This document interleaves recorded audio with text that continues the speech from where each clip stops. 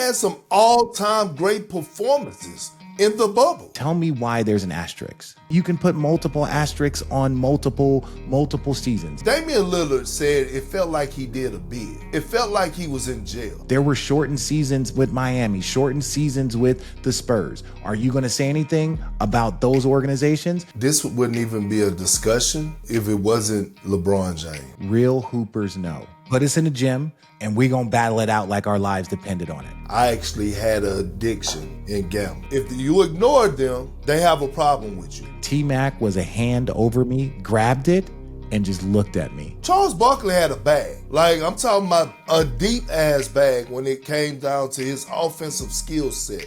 I don't believe in GOAT debates. There is no GOAT debate with Bill Russell. He is the GOAT, and there are other GOATs. Some people like to drink Henny. Some people like to drink Ciroc. Some people like to drink tequila. And if you're Channing, if you're Allie and Richard, some people like to drink wine. But at the end of the day, they all get you drunk.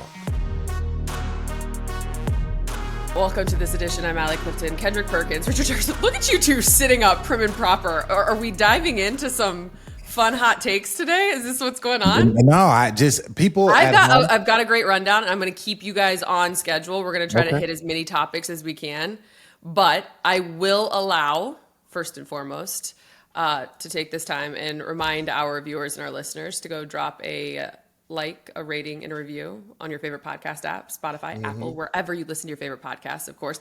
Whatever Perk tells you every Sunday on Unplugged, tell a friend to tell a friend to tell a friend. You get the gist. And of course, over on YouTube, go hit the subscribe button. Hit the bell. It reminds you every time that we are coming up with a notification. We love you, as I say every week. I'm going to give you guys this opportunity first and foremost before we dive in. I'm sure it's one of the topics that we already have on this rundown that we're going to get to over the next hour. But what's on your heart? What's on your mind? What are you feeling? You go first. Perk, you go first, player.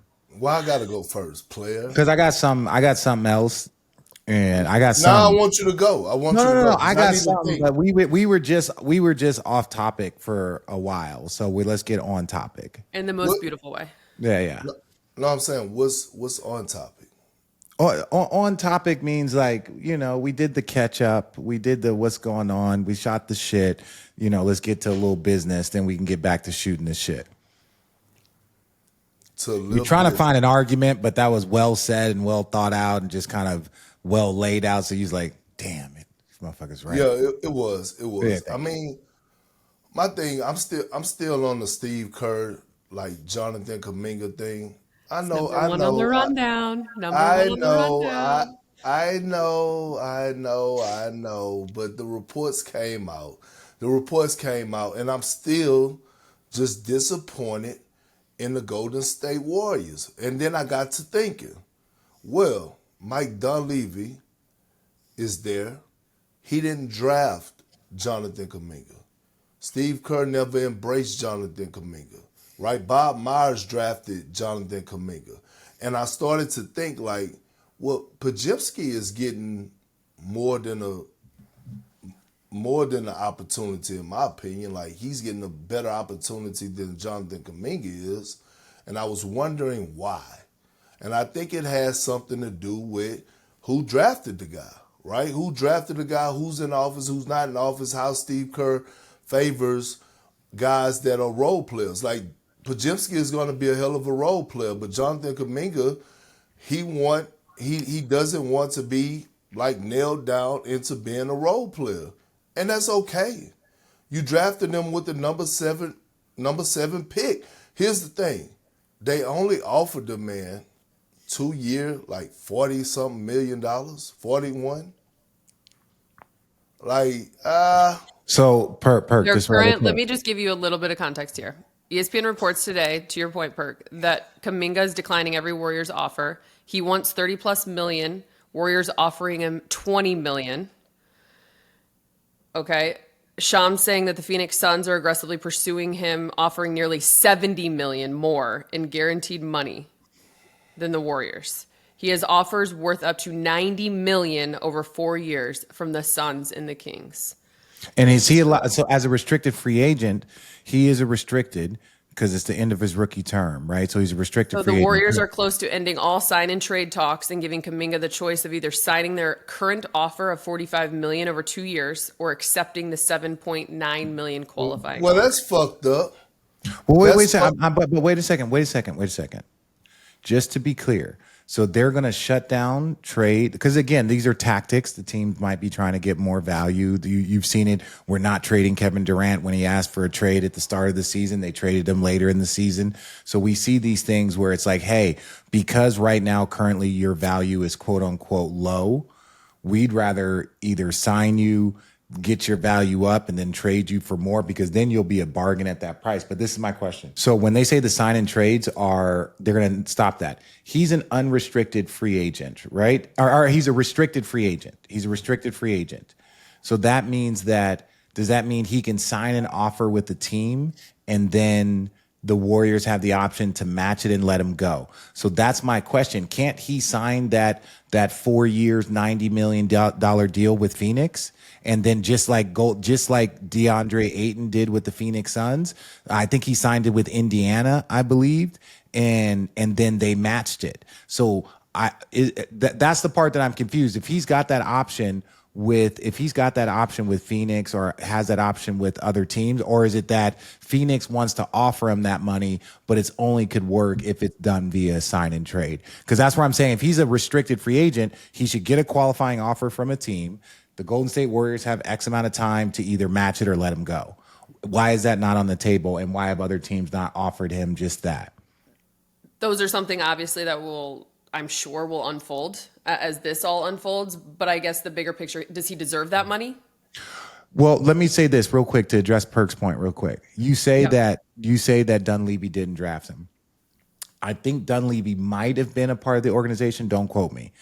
But that being said, who was a part of the organization are the Lakeups, right? The Lakeups are very involved. I don't say this in a negative sense. They've done a great job with this organization. They created a dynasty, but they're involved in the draft process, especially when they had, the number 2 or 3 pick, then the number 7. They had 3 first-round picks that year. It was the whole organization was all hands on deck. Steve Kerr, everybody, Lakeup, Bob Myers was a part of this also. He was a part of that when he was still there. So everybody was involved. That was the next generation. That was supposed to carry the Warriors. You get the number 2 pick, you get the number 7 pick, and then whatever Moody was, I don't recall. So I'm saying is that you get all of that with your older guys, and you're like, oh, this is supposed to carry us. This is what we've talked about, the younger generation. So everyone was involved. I don't say that, oh, well, that wasn't Dunleavy's pick so that he's not getting an opportunity, but Pajimski is. Steve Kerr was involved in picking these guys. Bob Myers, Lacob was involved because this was the shift for the franchise. So that's the only place that I'll push back when you say, oh, he wasn't this pick, so he's not getting the opportunity. Steve Kerr drafted him. Bob Myers drafted him. Lacob drafted him. Right? All these guys drafted them, and it's just not working out the way they would like. Let me ask you a question. How do you view, because I never asked you this and I never heard your side, how do you view Jonathan Kuminga as a player? What do you think his ceiling is? Like, when you watch a player like that, what do you see? Like, is his ceiling all-star? Is his ceiling all-NBA? Is you looking at him as a role player that's going to have a hell of a career? Like, this is what I look at him, and I think you can see the similarities. I look at Jalen Green. Or is it Jalen Green? Jalen Green? Yes, in Houston, now in Phoenix currently, right? Yes. All of the talent in the world, but still needs more hours to learn how to play basketball. He needs to learn more like an IQ. All of the talent is there. If you're Houston, why would you trade this young kid that can average 20? He was the number 2 pick. He's developing skill-wise and talent-wise, is developing into a 20-point-a-game scorer. You don't just give up on them, or you don't. But there's still so much growth and maturity that needs to take place there in Jalen Green. But all of the talent is there, and he's at. I look at Jonathan Kuminga as the exact same. And what I look at, Steph Curry is one of the most unique players to play with. There is a flow state. There is an understanding. There is a seeing things before things happen. There is a don't, like, you got to just keep moving it. There's a flow to playing with Steph Curry that's unique to other players. So your basketball IQ has to be fairly high because you're trying to maximize this superstar once in a generation player. I don't think his basketball IQ is bad, but I don't know he wants to prove, but Steph Curry's moving around. That's who you got to find and hit. If you're trying to prove, which you might be, but Steph Curry's moving around, both of those things don't mesh. Right? Steph Curry, we've said it, the way he plays and the movement and the movement offense with Draymond's so quick with those dribble handoffs. He's so quick with the pass cut, do this. Their movement offense is almost a flow state without thinking. And if you have a young player that's trying to develop and prove something within the flow state, that is very, very hard. So if he was in a place where he could grow and play, I think he's a 20-point-a-game scorer, 18 to 20-point-a-game scorer. I think he's an all-star caliber player. But in that system, that is not the best flow. And I'll give you one last example. Joe Johnson, when he was in Phoenix, I want to say he averaged like 15 points a game. But they recognized that he was playing 30 minutes a game at 15 points a game. Atlanta went and gave him all the money, and then he turned into ISO Joe. Then he turned into a 25-point-a-game scorer. James Harden was a six-man in in OKC. He goes and turns into Super James in Houston. So maybe he does need a different place, but I think the way the Warriors are playing, it didn't mesh with what individual goals are, and he's already won a championship. So he ain't trying. It ain't all about the team. It's about the bag. Yeah, I agree, but I still think the Warriors are treading in dangerous waters when it comes down to this Kuminga situation, because we all could agree that this window with Steph and Jimmy and Draymond is probably max 2 years, 3 years, 3 years. All right, so what's next after that? Or the Warriors are not even thinking after that. My thing is this, right? And I say this like. And I look at it, take this for example. And we know it's different, but okay, Richard, you started at ESPN, right? You've been at ESPN for a while. Allie, I've been at ESPN for a while, right? Mm-hmm. We basically had to work our way to where we at today, right? A lot of hurdles, a lot of politics, a lot of getting called into the principal office because we said some shit that didn't ruffle the feathers. Richard didn't been there, I didn't been there, right? Like, we didn't had these conversations like, all right, man, keep your head. It's part of it, move on, right? So I always look at it like this. I look at it like, at ESPN, like, you basically drafted a Richard Jefferson and a Kendrick Perkins. You developed them through your system, right? Through your system and how you go about doing things. And you elevated them to the top where Richard now is calling play-by-play in the NBA Finals, right? Like, game, like, at the highest level. You got me on countdown. Like, why would you give up on it? That's the same way I'm looking at Jonathan Kuminga. You drafted this young man. Ever since you drafted him, you never had to question anything about it. We've never heard reports about him working hard. He works his ass off. He's gotten better every single season. Did he take a step back last season? Absolutely he did. I think some of that was a contract stress. Right. Contract, Jimmy, he was injured, all that. But if you go and look at his points per game, it started elevating. Before last year, it was 16 points per game. Last year, 14 points per game. And now it's like, my thing is, when you draft a guy in the lottery, because here's my thing.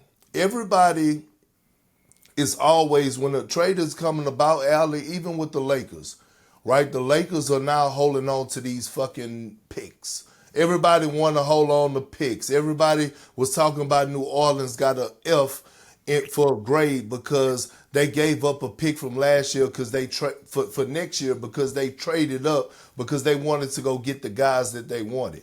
If you value picks that much, But then when they get to the point that you actually use those picks and you draft guys in the lottery, and you have a guy that is showing you that he has a promising future, and your guys that are the franchise guys only have max a 3-year window when you have a 20, 22, 23-year-old that's showing you that, like, I'm capable of being a 20-point scorer.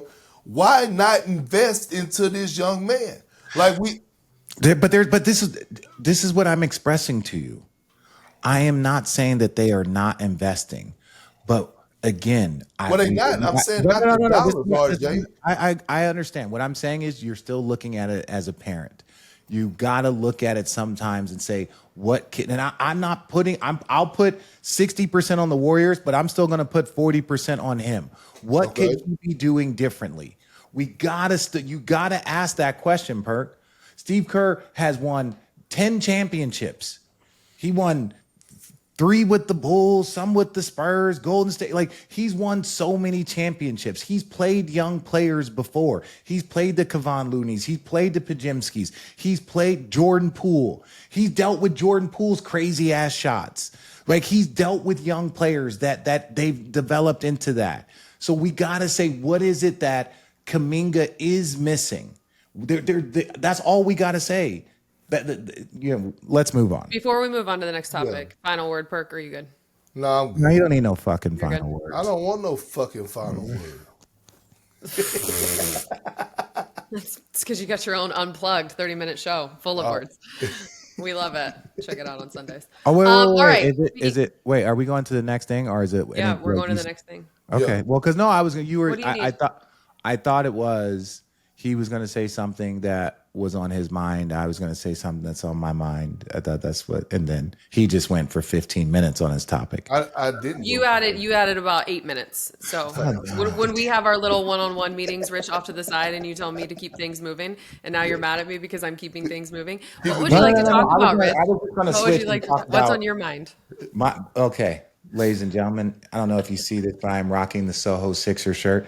This weekend is the 6-man volleyball tournament here in Manhattan Beach. It has been going on for 40 years, 50 years. It's a local tournament. It's bragging rights. It's volleyball players. You play 6-man on the sand, but it's a bit of a party. Now, last year we had our most disappointing 6-man in history. We don't need to get into details. It's all about how you recover. And let me say this, Soho, we have recovered. We have a squad. Our guy Chase Bunninger will be on our team. Our Olympian who wasn't there last year. We got a squad that's going to be out there. And look, there's no guarantee that we're going to win.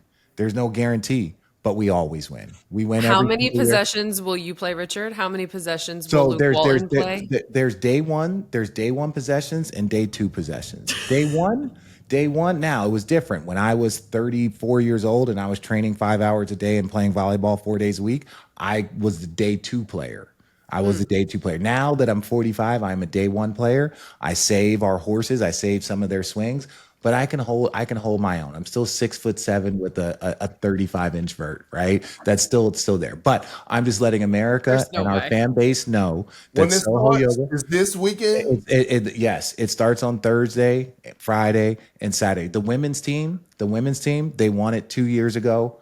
We have legends on April Ross, Alex Kleiman. These are the studs that are on our team. So I'm just very proud as a local business owner to represent a local event. We will be spending money at local establishments. Shellback. We'll be spending money at Vista. So we're all doing this. The community gives us money and we give it back to the community. And then we go and win the tournament and dominate. So that's out. Shout out Soho Sixer. That's all I got to say. We love it. We love it. I will not be attending. It is in my backyard, but I will not be attending. Yeah, it's a bit of chaos. It's like a spring break for volleyball. Oh, yeah. Okay. All right. Speaking of championships, though, we love that. Shout out to Soho. Speaking of championships, we're going to the next topic. Perk threw it on the text chain this morning. Rich responded with podcast.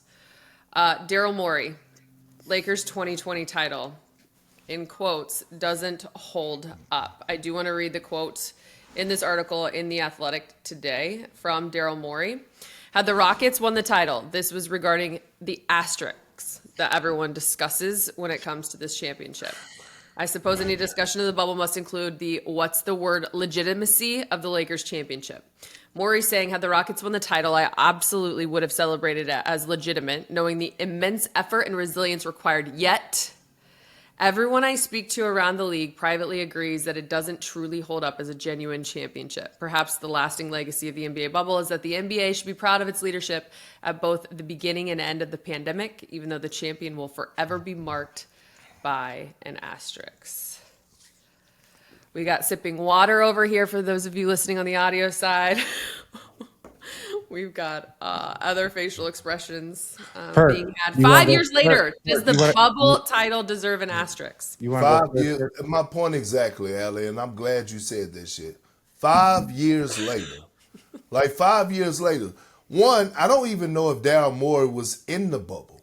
Right? Like, I don't even know if he was there, right? Like, that's what I want to know. That's number one. Number two, we're not going to start this asterisk by the bubble championship.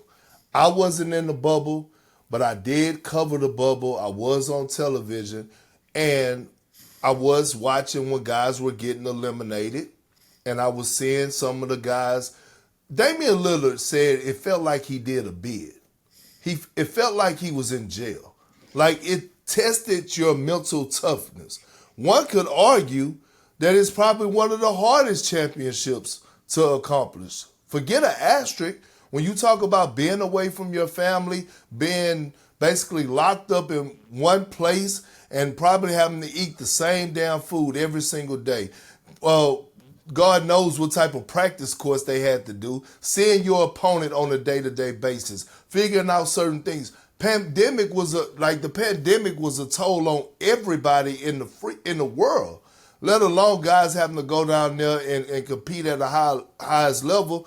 Also, you don't have the fans, which some people say, oh, well, that's a reason to put an asterisk by it. No, it's not. It's even harder to be motivated, right? It's even harder to be motivated when you don't have fans there, when you're down 10 to 15 points, if you're at a home game, your fans can help you get through games of having home court advantage.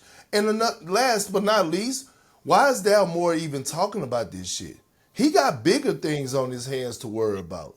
Like, your friend, one of your franchise guys, Joel Embiid, in an article that came out about 3 weeks ago, basically called your ass out.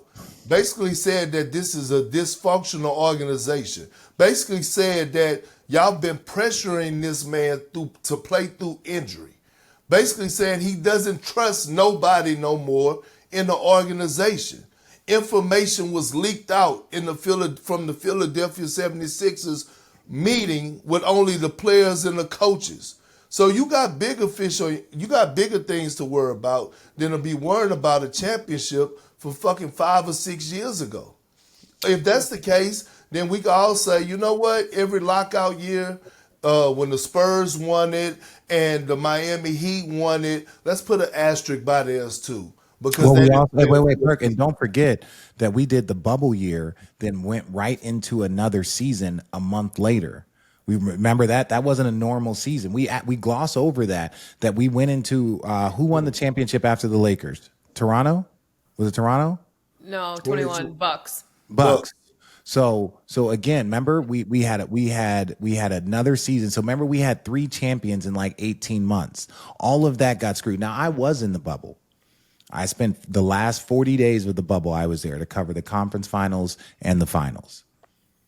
And when I tell you it was a mental toughness stretch, for anybody that says it, tell me why there's an asterisk. Every player had the exact same formula. Every player had the exact same courts. Every player had to deal with no crowd. Home court advantage was taken away. That favors the lesser teams. There's no crowds. Younger players play better at home. Role players play better at home. So now every game is a home game for the young players. Every game is a home game for the role players. These are statistically proven facts. Young players play better at home. Role players play better at home. Mm-hmm. So you negate all of that and you put them in one gym and you say the last man standing. The Lakers were the number one team all year long. They were dominant, top 2 all year long, one of the best defenses all year long. And now 5 years later, we're going to look at that. That's fine. Everyone's entitled to their opinion. I just don't believe that unless you were in there and you had to play it and deal with the mental toughness that it required. There were shortened seasons with Miami, shortened seasons with the Spurs. Are you going to say anything about those organizations? You can put multiple asterisks on multiple seasons. But I know for a fact that the Lakers had to go in there and they outlasted every single team. Tell Jimmy Butler, who almost died of exhaustion leaning over, that there was going to be an asterisk. That is BS. That is people wanting to downplay it. And that's the part that, like, okay, fine, you're entitled to your opinion, but it's not factually based. Denver came back from multiple 3-1s. And 2 shooting percentages were up. Tyler Hero and Duncan Robinson were shooting because there was no crowds, there was no booing, there was no heckling. So I'm saying that it was more difficult because it was more of a level playing field. That is, it's just the truth. We had some all-time great performances in the bubble postseason. Remember, like Dame Dollar, what he did in the play-in tournament to get Devin Booker to face the Lakers, Devin Booker, right? You remember the battle between Donovan Mitchell and Jamal Murray? Like Jamal Murray and them coming back and bouncing back down 3-1. The fucking numbers that LeBron and AD put up in the NBA Finals in the bubble. Jimmy Butler had like a 40-point triple-double in the, like, we had some all-time great performances in the bubble. Perk, real quick, and we can move on. This is one thing. Real hoopers know. Put us in a gym. This goes back to your AAU days, right? When you're battling against the number 10 player or the number 2 team. Mm-hmm. Put us in a gym. There's 70 people in there, and we're going to battle it out like our lives depended on it. Put us in a gym. Let us go to work. Get all the crowds out of here. Get all the BS out of here. It is 10 guys versus 10 guys, and we are going at it. This is pride. And that, to me, reminded me of old school competitive AAU high school basketball, where the environments were very, very, like, chill. It wasn't a college environment. It wasn't NBA. It was AAU, the basketball that you grew up in. Mm-hmm. That's what it felt like to me. With structure.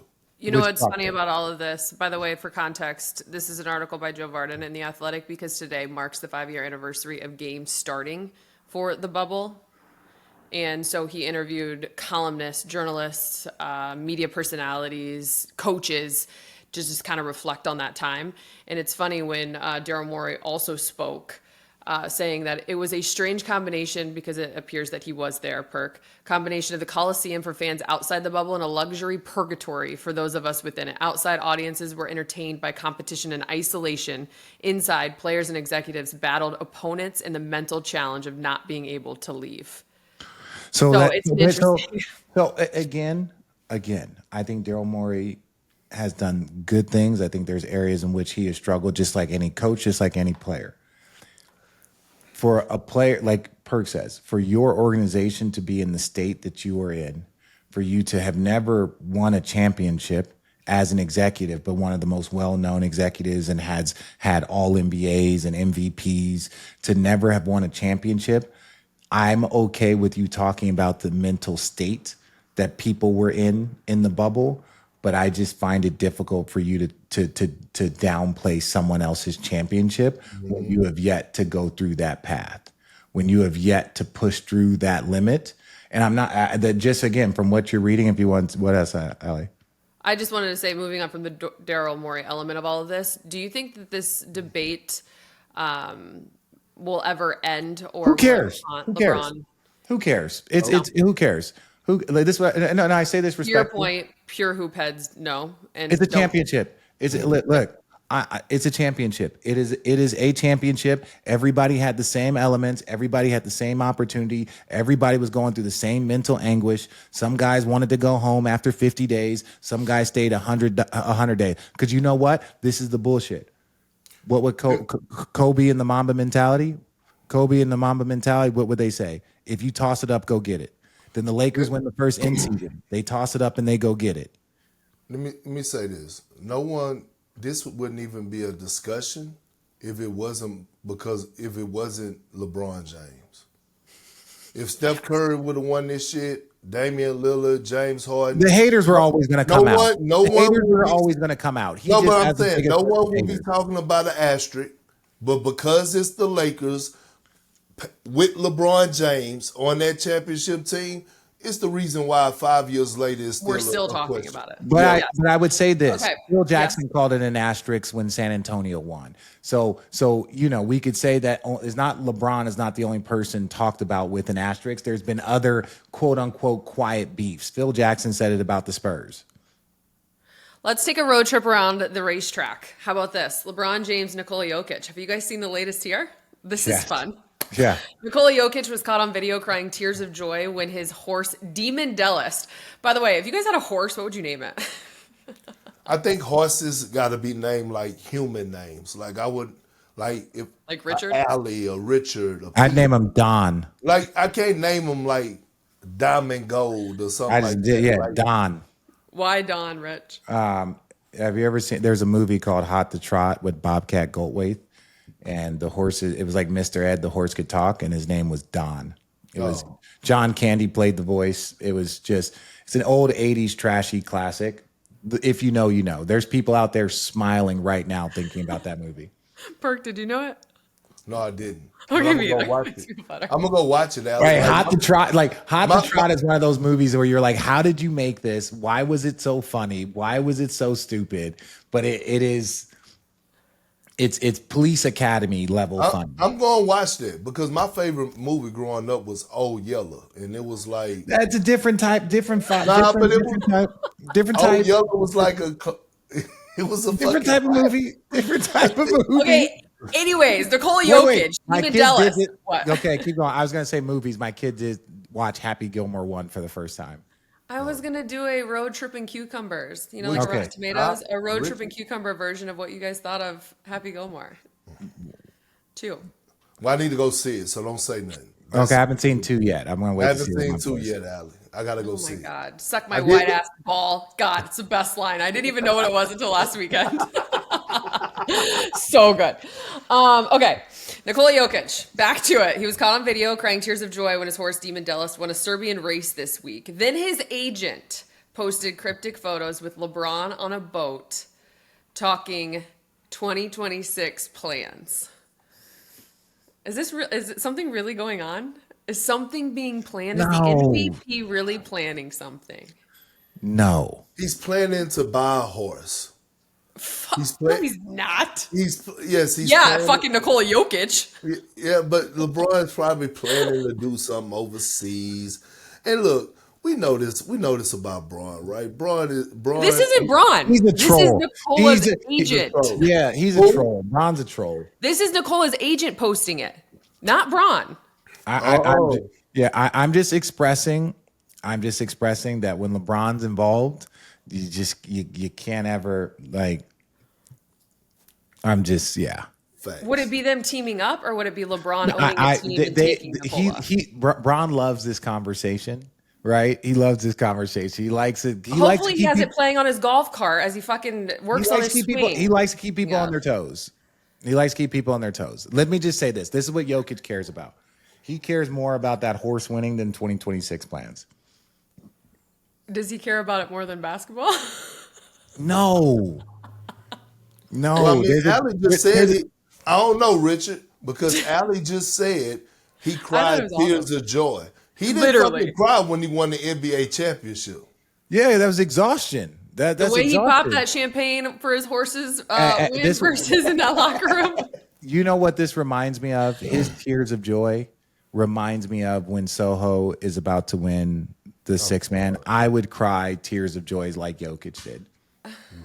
Just telling you how important it is. All right. Well, one thing you shouldn't do when Soho wins this weekend. Back to this topic. Marcus Morris. Okay. I don't have enough details. This is my thing. I know he got arrested for He was arrested Sunday at Fort Lauderdale Airport on fraud charges, denied okay, bond on Tuesday. denied bond. According to TMZ court documents, so we are placing obviously some context here. He allegedly got $115,000 from the MGM Grand Hotel and Casino via bad checks in May 2024 and never paid it back when the checks bounced.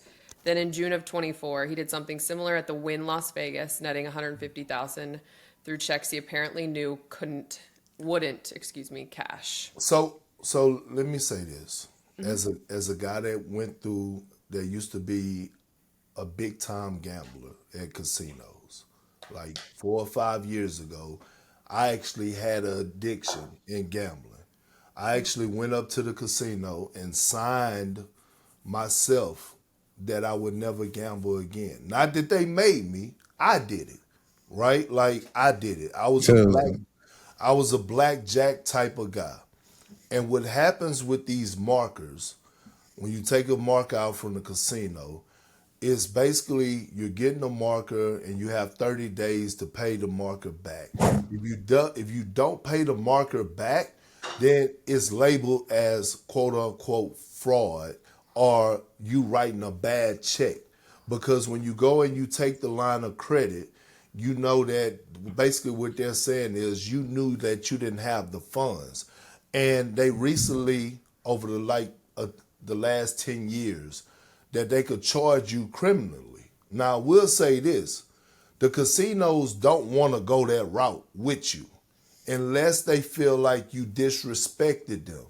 Disrespect meaning lack of communication, or you can call and say, you know what, hey, give me another 30 days and I'll pay the marker off, or give me 6 months and I'll pay the marker down until, or whatever. But if you ignore them, because They don't come get you.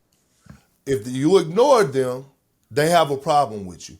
Because I saw yesterday when he was actually in court, they released it yesterday or 2 days ago, and his attorney walked up, and his attorney said the wire has been sent. The judge still denied him bond. Like at that point, it was like, no. The money, send the money, cool, but we're trying to make an example because for however amount of period, we tried to contact Mr. Morris. We wanted not for this to get this far. And so that it did got this far, no, you're going to sit down. And I mean, literally his lawyer was like, well, your attorney, your honor, you have this, you could grant him bond or whatever. And they was like, no, we're going to, because he's in Florida, and they're going to extradite him to Las Vegas. So at this point, they're just being assholes on purpose because they felt disrespected. A lump sum wire, huh? So he's paid back the money to the casinos. The wire has been sent. Okay, But now it's up to But so deny. Okay, so bail and bond. I'm not very familiar. So that basically means that when he's denied bail, he's denied bond. He can't go out. They're gonna send. He's gonna go on a correctional facility plane back to Vegas, and then they're gonna set some sort of hearing or trial date, right? And then. Or is that he's got to stay? Does he got to stay locked up the whole time? Yes, until the prosecution say, you know what, we'll dismiss this warrant. We got the money. We feel good now. We feel like he's learned his lesson type stuff, and now we'll dismiss this warrant. You don't even have to go to a hearing. Now he has a bond. But this is bigger than just the payment. And it's not fraud. So like people's like, oh, he committed fraud. It's not fraud. Like it was worded that way, but this is what happens when you have a casino debt. Take it from someone that actually had a casino debt.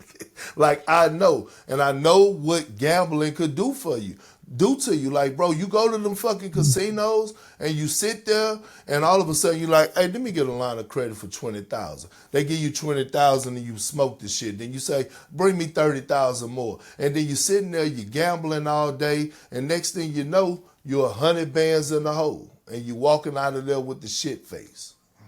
I'm Damn. telling you, I lived the shit, and I'm telling you, it wasn't nothing the casino said. I said I'm done. Fuck this shit. Where do I sign? I don't even want to gamble no more. Real talk. I'm Good with for you. you, Perk. Good for you. And thanks for sharing that, obviously. Here on Yeah. Road It's Trippin. real With all life of though. us. It's real Yeah. life. People go through shit and shit happen. But when I saw it, I was like, oh shit, they denied him bond. That means he was being very, very fucking disrespectful To to your point, the as casino. someone like you mentioned said went through it, his brother also, Markeith, had posted on Twitter a couple of days ago saying basically what you just said, Perk. The wording is crazy. Damn, for that amount of money, they'll embarrass you in an airport with your family. They got y'all thinking, bro did some fraud shit. They could have came to the crib for all that. When y'all hear the real story on this shit, man, all I can say is lesson learned. Bro will Yeah, tell you because you all sorts don't. of stuff. Last thing, Allie, I'm sorry. No, you're good. You don't. Again, you don't go and write a check to the casino and tell them to hold it. That's just part of the terminology. Once you take out a line of credit, once they file criminal charges, they take it as if you wrote a bad check, but you really did. Make sure you pay your bill this weekend, Richard, for all the Fanta shots that you have lined up at Shellbacks, Well, okay? that goes on an American Express company card. That's I marketing can't dollars. stand this Those are marketing motherfucker. dollars. So Seriously. hey, And listen, everyone in the South Bay knows it. yeah, This cash and weekend, it's checks. I always don't like, do put it. it on Richard's tab. Put it on Richard's tab. Next weekend, we'll get the bill, okay? Will you just let us know what it is? Well, You could yeah. be like Channing and try and put it on Road Trippin. No. We have a Soho yoga card. The community invests in us. We reinvest in the community. Thank you. That was a joke. Shout out to your bit on Channing last week and his wine.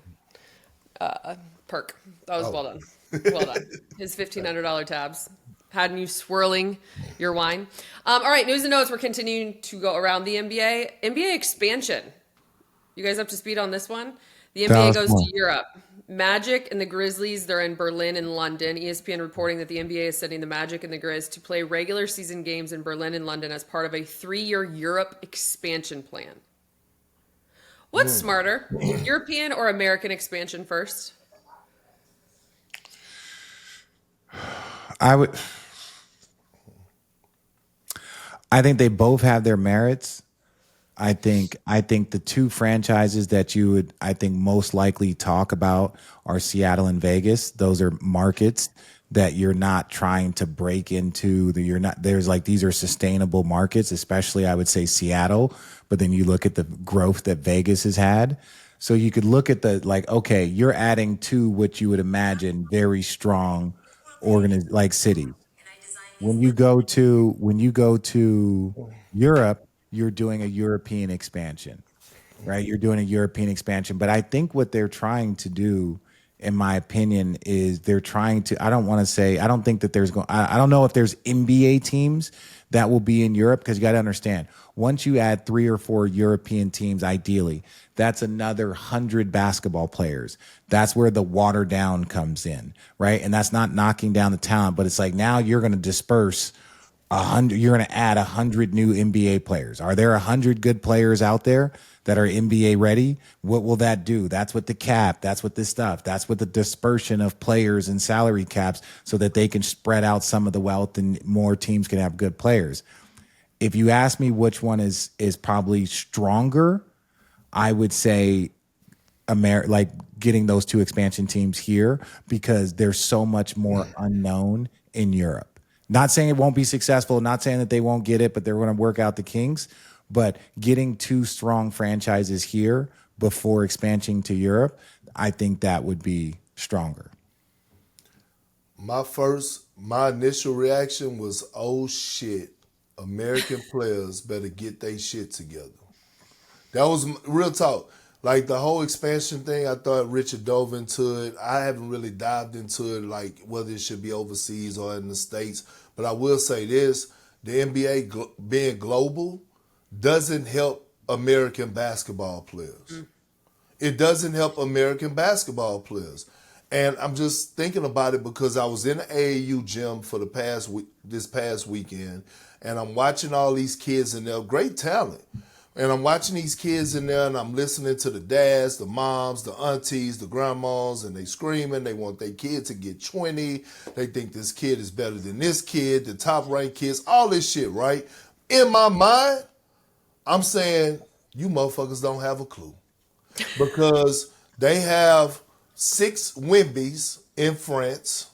They probably have about 7 in each class, 7 Lucas and Jokic's out there that we don't know about. We probably won't hear about them until you probably won't hear about them to the audience till your kid is actually a senior, right? And then in Africa, they probably got the Basketball Africa League, the Basketball Africa League. They're looking for those Embiid and those Giannis's and those Pascals. They're looking for them.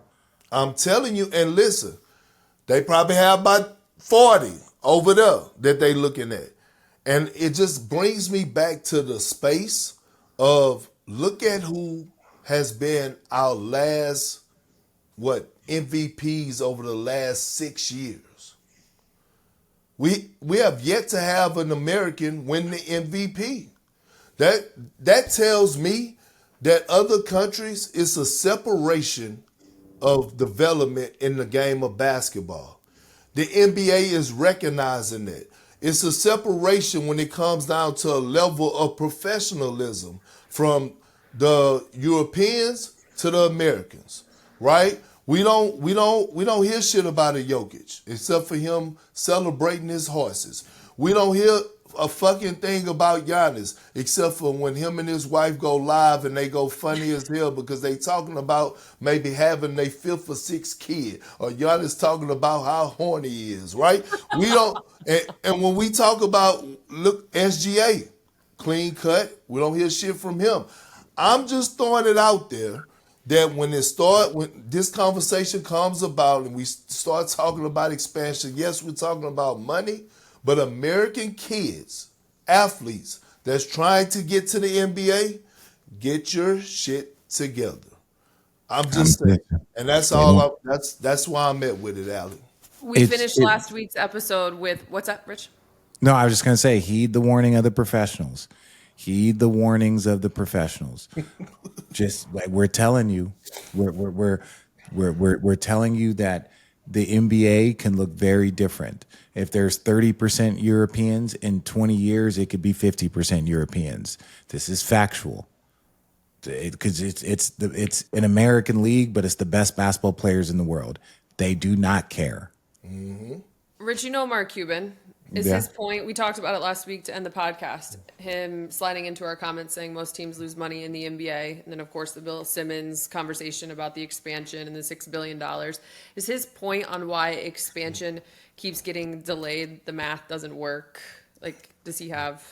Well, I think there was multiple streams of incomes. I think a few years ago where you had the regional contracts.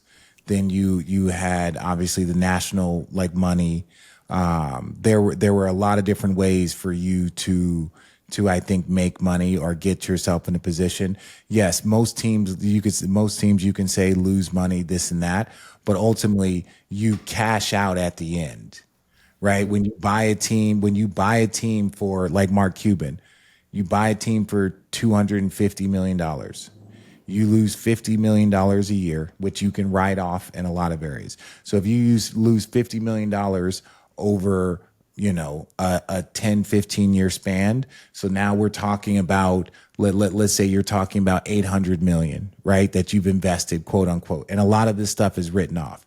When you go and sell the team for $6 billion, that's where you cash out.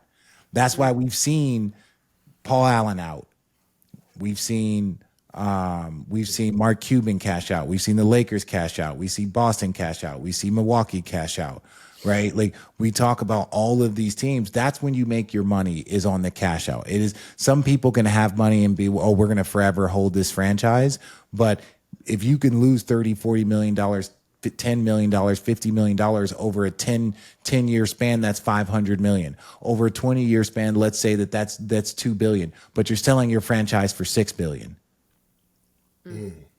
Like, think about it. So even if you're like, oh, we lose $30 million every year, you're allowed to write that off on your taxes. We know how taxes are very beneficial for billionaires. We know that.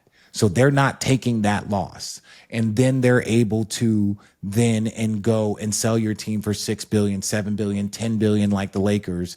And all of that, 600-700 million that you invested over the 15 years, that's when you get it back.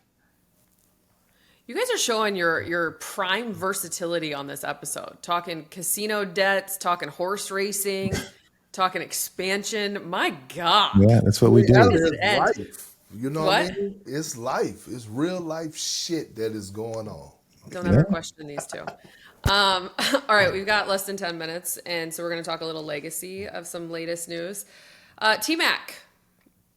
It has been announced that he's joining NBC, obviously NBC and Amazon coming into play with ESPN next year for NBA rights. But we want to talk a little bit about his legacy. Tracy McGrady announced as an NBC studio analyst July 29th, joining cousin Vince Carter and Carmelo. But this, I want to have a bigger conversation. 7-time All-Star, 2-time scoring champ, 13 points in 35 seconds versus the Spurs. Obviously injuries throughout his career. T-Mac, the most talented player to never win in your eyes? Not even close. Not even close. Not even close. One of the most T-Mac's only a year older than me. He was a high school class in front of me. I got to the league and I thought I was athletic. I thought I was fucking this. Like, go Let put us know me how good he was. Yeah. Put me toe to toe with anybody. And I'm not saying that better than. I'm like, I can hold my own. T-Mac was a different monster. T-Mac was 6'9.5", 6'10", long, handled it like a guard, was stronger than you think, wanted that smoke, had all of the skill, all of the stuff. There's not many people. I'm talking about when I was 23, I thought I was fucking Superman. There was probably only 5 or 6 guys that I felt like could actually jump with me. I kid you not, there was a ball, hits off the rim, pops straight up, me and T-Mac like it was a jump ball. I jump up, go to grab it 99.9% of the time in my life. I have grabbed that ball, high school, college, like that was a chance. T-Mac was a hand over me, grabbed it, and just looked at me. Like trying to make you feel small. He did it. That's like some Space Jam shit. That's what I'm saying. Because we were both just right there, blah, blah, jump up, like, oh, I got this. And he just swooped it and looked at me because he knew what he did. He was like, oh, you're athletic? I'm different.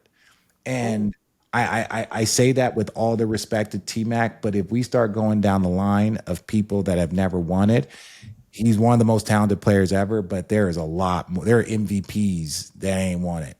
Let's slow our roll. I'm gonna tell you this. To me, it's Charles Barkley, and it's not even close. It's Charles Barkley. It's not 6'5", 6'6", playing the power forward. Charles Barkley was ahead of his time. Charles Barkley had that motherfucker on the string, the handles, the step backs. Like, think about what he had to do. I think his career average is like 22 and 11 for his career when it comes down to points and rebounds. And he was going against monsters. Like, he was a monster, but I'm talking about the 7-footers he had to go against, the guys that were defending him, the bag. Like, people, Charles Barkley had a bag. Like, I'm talking about a deep-ass bag when it came down to his offensive skill set. And me and Chuck, we didn't have our little beef and whatever, and we didn't got it together. But I'm just saying, if I'm just giving my overall view and we talk about power forwards or talented guys, to me it's Charles Barkley. 6'4", 6'5", the shit that he was doing at that height, giving people that work. The only reason that he doesn't have a championship is because fucking Jordan was in his way. This is what I would say. Yes, I can see that. The reason why I would pick Karl Malone over Charles is because the level of professionalism that Karl Malone always approached. Karl Malone also had a top 5 point guard, whatever you want to rank him, in John Stockton next to him. Not even getting to the point. No. I'm not. We're not doing that. We're not doing. No, I'm saying my mentions. I'm tired of my mentions blowing up on this. This is what I'm saying. So when I look at Karl Malone, With Charles, when he was in Philly, he was in and out of shape, and then he would, some of his, off the court partying that we knew about, and we, throwing guys. I'm saying Charles was a rebel. He's not a role model, so I'm not taking shots at him. But I'm saying when you look at a guy like Karl Malone, who trained for 8 hours a day, he played for 19 years, he was second in scoring, and if his body would have held up, he probably would have been the all-time leading scorer. So from when I look at the best player to not win a championship, I'm going to put Karl Malone as number one, just because his professional approach was trying to maximize every bit of his talent for a lot of years. That's why his longevity was greater. That's why his health was greater. That's why his consistency was greater in Karl Malone. So when I say that Charles is talented and all this stuff, but for a guy like Karl Malone, who was running hills and doing all that stuff every day, trying to maximize it, versus a guy like Charles, who had a bit of a reputation of a go out, play, talent guy, Karl Malone was about his business. He worked his ass off and just wasn't able to get it down. Yeah. Well said. Transitioning this into another kind of legacy GOAT debate conversation, and this is where we'll end. First of all, Richard, did you know that Perk wrote a book? Yeah, 100%. When was this? What'd you say? When was this, Perk? 2 years ago? 2 years ago. Alex, text me your address. I'll send you a couple. Will you send me a copy? Yeah, I will. For those of you like me who didn't know, my bad, my apologies. You wrote a book on some of this stuff that we're going to dive into, playing through adversity as Black men.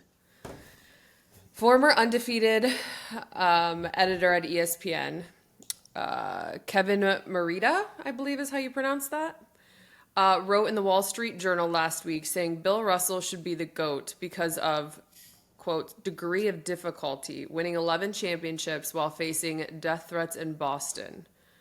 So my question to you guys is, should off-court adversity factor into these debates? Should we be looking just beyond stats? Your thoughts. Perk, we'll start with you. Here's my thing. I would never take what the guys, Bill Russells, and what they had to go through for us to be able to perform at a high level, Allie, or even be in the NBA, right? For the NBA to even exist. I wasn't there. But I will say everyone's had their own form of adversity. Back then, it was racism and death threats, right? But having to battle through the adversity of fucking social media as a player elevates right up into there when you talk about mental toughness. Nah, Richard, hear me out. I get it. Like, people lives were on the line. But, like, mental health is a real thing. And, like, we see so many guys logging off of social media, right? John Wall, like, talked about, like, how he wanted to commit suicide. Like, it's a real thing. So everybody's affected in a different way. I'm not trying to put the two together. All I'm saying is, this day and age, a lot of these guys are dealing with their own form of adversity, right? And people could say, oh, they just soft or stay off of social media. You know how fucking hard it is to stay off of social media? Not that hard. I want to know. You go glance at social media at least one time a day. RJ? I'm not disputing that. There was a tsunami that still is on its way. That's not funny at all. And the first thing we do is what? Pick up our social media. Where's it at? What's going on? What's the latest? Keep us informed. You're right. Okay. No one is watching television no more. This is what I would say. I don't believe in GOAT debates. I don't believe in them. I think that they are. Just because I think that, like Perk said, every group had their own level of adversity, right? Everybody had their own level of this. So I don't want to get into, well, we got to add this into the equation when we're talking about our GOATs. Like Bill Russell's jersey is retired in the league. What are we talking about? His jersey is retired, right? And so when you look at that, that right there is your legacy if you're Bill Russell. I do struggle a little bit, Perk, and I'll push it back. sundown towns, not being able to stay in certain hotels, not being able to go in certain restaurants with your teammates, having to travel and do these other things. I won't compare that struggle of people that watched or walked I with wasn't Mark. trying to No, no, compare. no. That's what I'm just Okay. saying.